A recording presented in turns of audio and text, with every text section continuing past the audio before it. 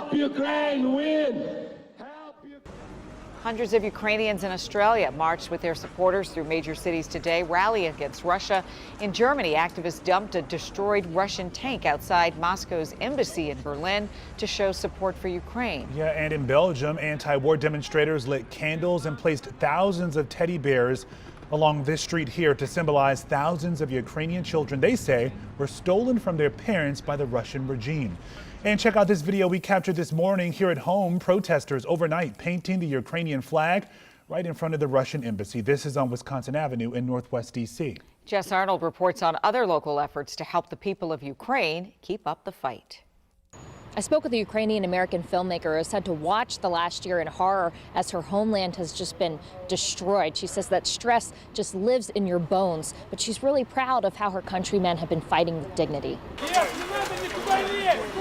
1 year since thousands of Ukrainians' lives were shattered. The losses are horrible. This war is, as we know, is horrible. The civilian casualties are horrible, but people are still standing, like grinding their teeth, but standing. And I am very proud to call myself Ukrainian. Filmmaker Olha Onishko was born and raised in Ukraine.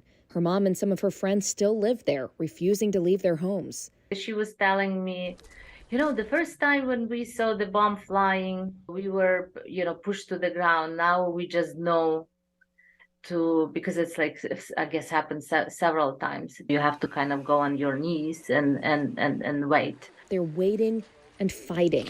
And Olha is working to document people who are helping, like a Polish hotel owner who hosted 260 Ukrainian refugees. It's being inspired by people like that who do not give up. She and others haven't stopped collecting donations either to send overseas. Right now, they're packing up hundreds of boots to ship to the front lines. Still, each of us is doing little efforts.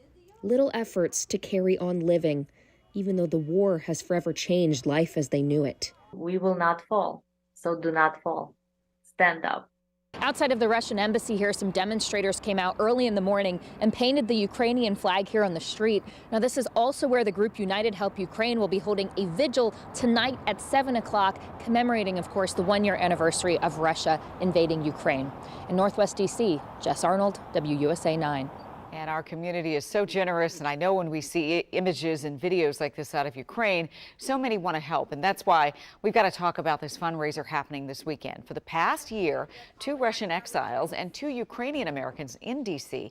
have been working to raise whatever relief money they can. The group helps manage Dacha Beer Garden, which has locations in Shaw and Navy Yard. At the start of the war, the Dacha team raised $45,500 to help the refugees. The embrace of our Dacha team and local community has been a small comfort during these tough times. The challenging days are not behind us yet, unfortunately. Dacha will continue to fundraise for the people of Ukraine as this conflict slips into a new year. So now, on the one-year mark of the Russian invasion, Dacha's team wants to raise money again. And here's what you need to know.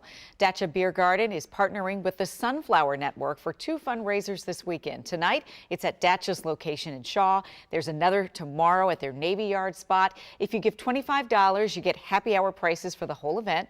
And those donations will go toward the Sunflower Network, which then directly helps people on the ground in Ukraine get medical supplies and other things.